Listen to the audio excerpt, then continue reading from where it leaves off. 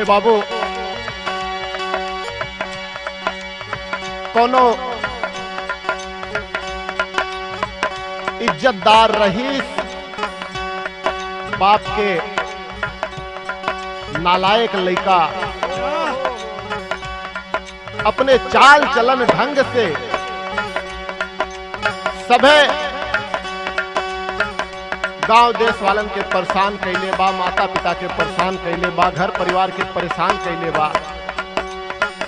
बाबूजी के जवन इज्जत के धरोहर रखल रहल, दादा परदादा जवन इज्जत बनौले रहलन, सब बिगाड़ के रख देले। तो बाबूजी अपने बेटा से परेशान हवन, कहत का हवन, खाई के पान सुपारी बेटवा नाम कमाया, खाई के पान सुपारी बेटवा नाम कमाया, गवाया अपने बाप के दौलत।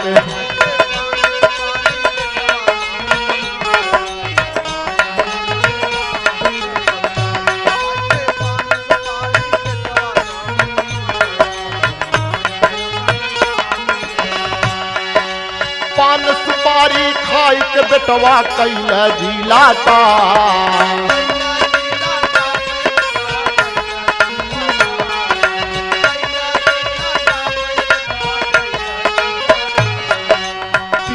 सिगरेटवा बन गईला अंग्रेजवन के बाप।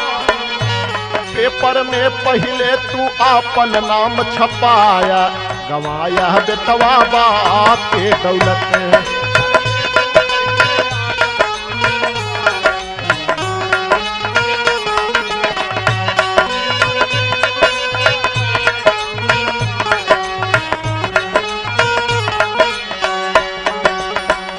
बाबूजी अपना लड़का से परेशान है कि बेटा कवन ऐसा नशा ना हो, पान बीड़ी तंबाकू सिगरेट दारू जुआ, कवन ऐसा नशा ना हो जवन तू ना करत हो। जन्म के किस्मत धारी बेटवा कैला बनता धार,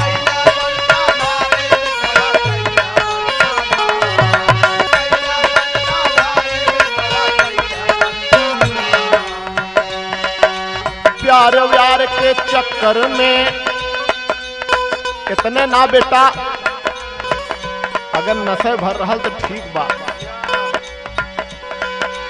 प्यार व्यार के चक्कर में कितनन के खाया मार। थानेदार पुलिस के अपने द्वार बुलाया, गवाया बेटवा बाप के दौलत।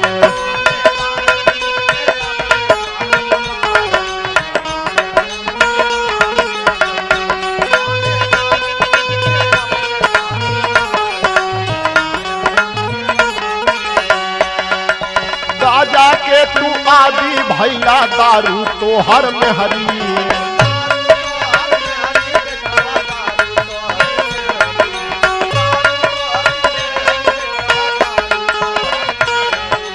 राजा के तू आदि भैला दारू तो हर में हरी।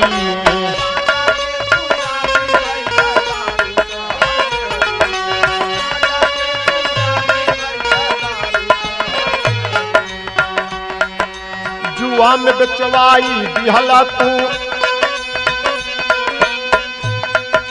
पुरखन के तू धरोहरी,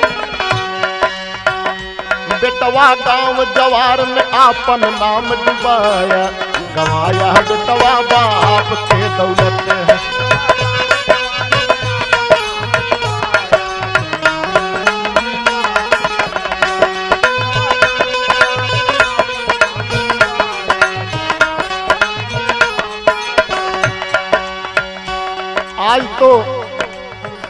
आज के जमाने में थाना अदालत आम बात हो गई बा, लेकिन आज के 30 साल पहले जा रईस जे रहे, चाहे न्याय पे रहे चाहे अन्याय पे रहे, अगर दुआरे पुलिस आ जाए तो समझे कि हमार बहुत बड़ी बदनामी हो गई।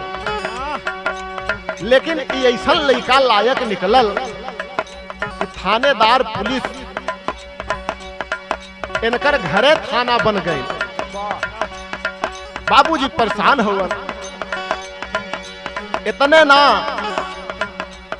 और बाबूजी कहा था कि बेटा इतने कैले होता तो कुछ ठीक रहा, लेकिन तू औरो का कैला। जैसे हमर जमत रहे तू से लिहा उधार,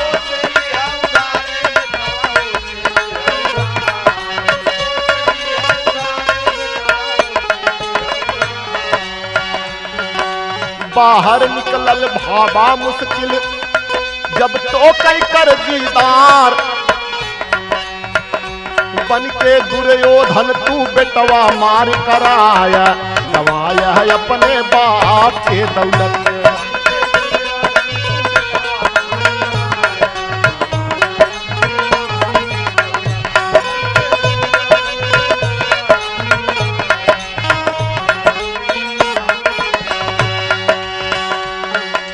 समय रहत सुधर जा बेटवा बिनती बारंबार,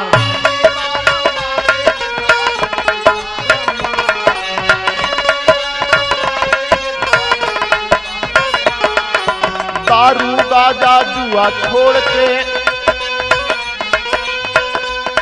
परिवार के करा विचार, बन के सरवण भैया कुल के मान बढ़ावा। बाबूजी दोनों हाथ जोड़ के कहा हुआ कि जवन कैला बेटा कैला, लेकिन अब सुधर जइबा। बड़े घर के बेटा हुआ तोहार मान सम्मान फिर से बन जाई। कि बन के सरवण भैया घर के मान बढ़ावा, गवाया बेटवा बाप के दौलत।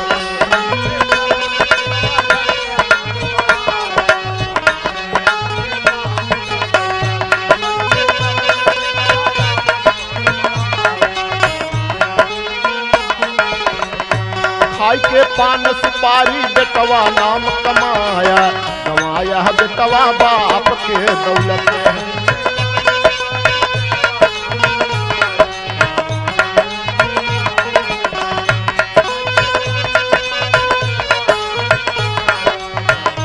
अपने बाप के